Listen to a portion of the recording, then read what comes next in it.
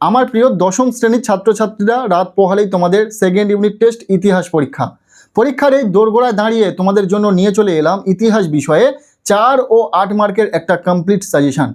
এই ভিডিওতে আমরা 4 ও 8 মার্কের জন্য যে প্রশ্নগুলি বলে দেবো তোমাদের পরীক্ষাতে হুবহু কমন পাবে। হ্যাঁ, আর শুধুমাত্র এই প্রশ্নগুলি এই সেকেন্ড ইউনিট টেস্টের জন্য রেডি করা হয়নি। এই প্রশ্নগুলি তোমাদের 2027 সালের মাধ্যমিক পরীক্ষার কথা মাথায় রেখে তৈরি করা হয়েছে। কাজেই এই প্রশ্নগুলি যদি এই টাইমে পড়ে নাও, তোমাদের মাধ্যমিক 2027 সালের পরীক্ষার জন্য কাজে লেগে যাবে। কাজেই এই ভিডিওতে বলা 4 ও 8 মার্কের প্রশ্নগুলি তোমরা খুব ভালো করে পড়ো। পরীক্ষাতে তো কমন পাবেই, পাশাপাশি 2027 সালের মাধ্যমিক পরীক্ষাতেও তোমরা এখান থেকে প্রশ্ন পরীক্ষাতে কমন পাবে। এই সেকেন্ড ইউনিট টেস্টে তোমাদের পাঠ্য বইয়ে 3টি অধ্যায় থেকে প্রশ্ন থাকবে, চতুর্থ, পঞ্চম এবং ষষ্ঠ। 3টি অধ্যায় থেকে 3টি 4 মার্কের প্রশ্ন তোমাদের পরীক্ষাতে থাকবে। 2টি প্রশ্নের উত্তর লিখতে হবে। 4 + 4 = 8।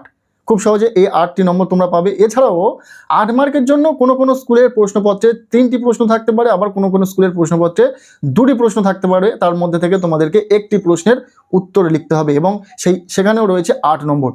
খুব সহজেই 4 ও 8 নম্বরের প্রশ্নগুলো তোমরা পরীক্ষাতে কমন পাবে যদি আজকের এই ভিডিওতে বলা প্রতিটা প্রশ্ন খুব ভালো করে পড়ে রাখতে পারো।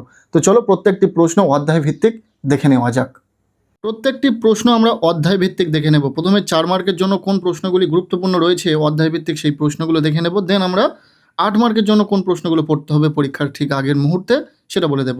সেকেন্ড ইউনিট টেস্টের জন্য প্রথম যে অধ্যায়টি রয়েছে চতুর্থ অধ্যায়, টিকা লেখো, মহারানীর ঘোষণাপত্র।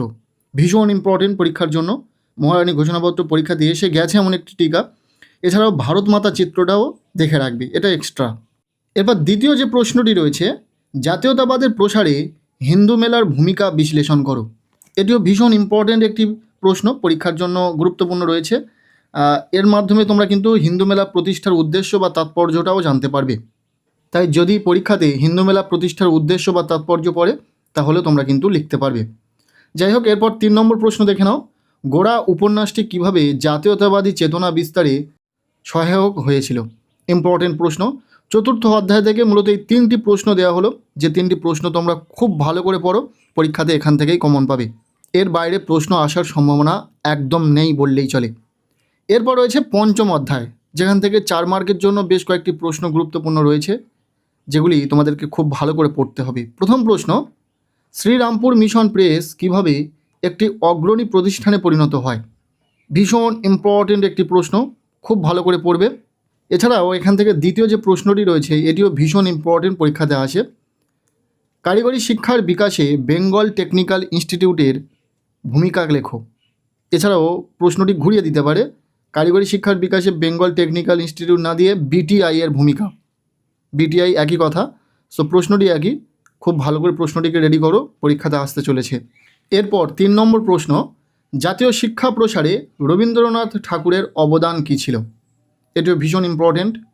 4 নম্বর প্রশ্ন, বিজ্ঞান চর্চার ইতিহাসে বসু বিজ্ঞান মন্দিরের অবদান লেখো। এই 4টি প্রশ্ন পঞ্চম অধ্যায় থেকে খুব ভালো করে পড়বে। তোমাদের পরীক্ষাতে 3টি অধ্যায় থেকে প্রশ্ন থাকবে। 3টি প্রশ্ন থাকতে পারে অথবা 4টি প্রশ্নও থাকতে পারে। তার মধ্যে থেকে তোমাদেরকে 2টি প্রশ্নের উত্তরে লিখতে হবে। তাই তোমরা যদি চাও যে কোনো 2টি অধ্যায় থেকে প্রশ্ন দেখে যেতে, সেক্ষেত্রেও সেটা করতে পারো, পরীক্ষাতে কমন পাবে। এরপর ষষ্ঠ অধ্যায় রয়েছে। এই অধ্যায় থেকে যে প্রশ্নগুলি তোমাদেরকে খুব ভালো করে পড়তে হবে। প্রথম প্রশ্ন, টিকা লেখো, মিরাট ষড়যন্ত্র মামলা। ভীষণ important. Workers and present party, এটিও ভীষণ ইম্পর্টেন্ট।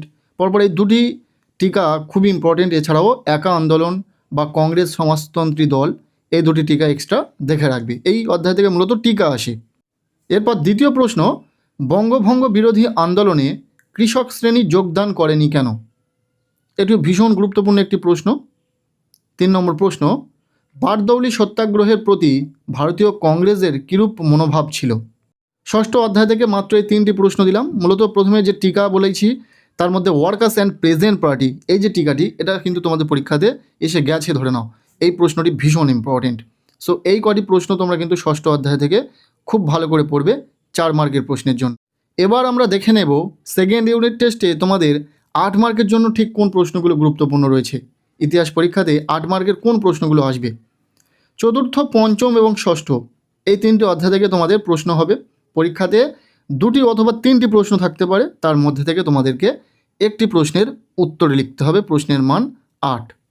আমরা তোমাদেরকে এই ভিডিওতে চারটি গুরুত্বপূর্ণ প্রশ্ন বলে দেব, যে প্রশ্নগুলি খুব ভালো করে পড়লে তোমাদের পরীক্ষাতে 8 মার্কের প্রশ্ন তুমি হুবহু কমন পাবে।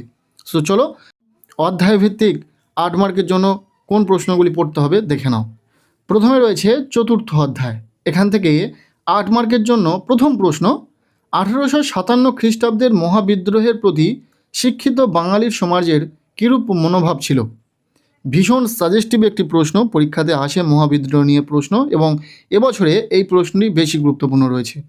এছাড়াও তোমরা মহাবিদ্রোহকে ভারতের প্রথম স্বাধীনতা যুদ্ধ বলা যায় কি, তোমার উত্তরের সাপেক্ষে যুক্তি দাও। এই প্রশ্নটিও খুব ভালো করে পড়বে। মূলত এই দুটি প্রশ্নের মধ্যে একটি প্রশ্ন পরীক্ষাতে তো অবশ্যই থাকতে চলেছে, তাই দুটি প্রশ্নই খুব ভালো করে পড়বে চতুর্থ অধ্যায় থেকে। এরপর পঞ্চম অধ্যায় থেকে মাত্র একটি প্রশ্ন গুরুত্ব সহকারে দেখে যাও, কমন আসার সম্ভাবনা খুব বেশি রয়েছে। সেটি হলো রবীন্দ্রনাথের শিক্ষা, চিন্তা ও শান্তিনিকেতন ভাবনার সংক্ষিপ্ত পরিচয় দাও। এর সাথে এই প্রশ্নটি ঘুরিয়েও দিতে পারে, প্রকৃতি, মানুষ ও শিক্ষার সমন্বয় বিষয়ে রবীন্দ্রনাথের শিক্ষা চিন্তার সংক্ষিপ্ত পরিচয় দাও। এই প্রশ্নটি একটু ঘুরিয়ে দিতে পারে। যাই হোক, প্রশ্নটি কিন্তু ভীষণ ইম্পর্টেন্ট, 8 মার্কের জন্য তোমাদের পরীক্ষাতে আসতে চলেছে, খুব ভালো করে পড়বে। যদি এই প্রশ্নটি কোনো কারণে পরীক্ষাতে না দেয়, তাহলে এর বিপরীতে যে প্রশ্নটি একটু দেখে রাখতে হবে সেটা হলো বাংলার কারিগরি শিক্ষার বিকাশের সংক্ষিপ্ত পরিচয় দাও।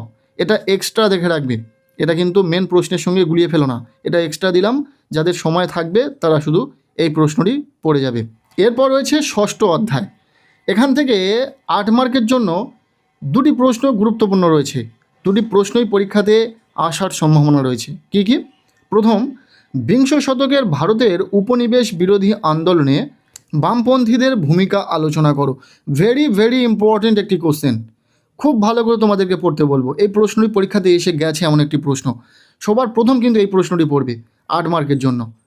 এর দ্বিতীয় পড়বে রবীন্দ্রনাথের শিক্ষাচিন্তা ও শান্তিনিকেতন ভাবনার সংক্ষিপ্ত পরিচয়। এই দুটি প্রশ্ন খুব জোর দিয়ে পড়তে হবে, এই দুটির মধ্যে থেকে একটি প্রশ্ন হুবহু তোমরা পরীক্ষাতে কমন পাবে।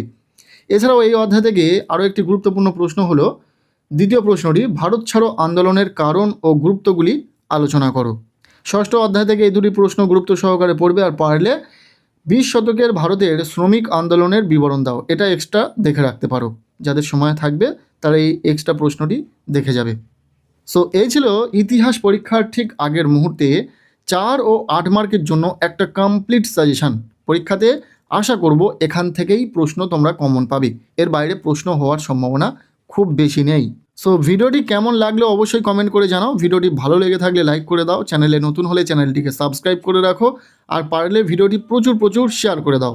প্রত্যেকের ইতিহাস পরীক্ষা খুব ভালো হোক সবার জন্য, শুভ কামনা রইল।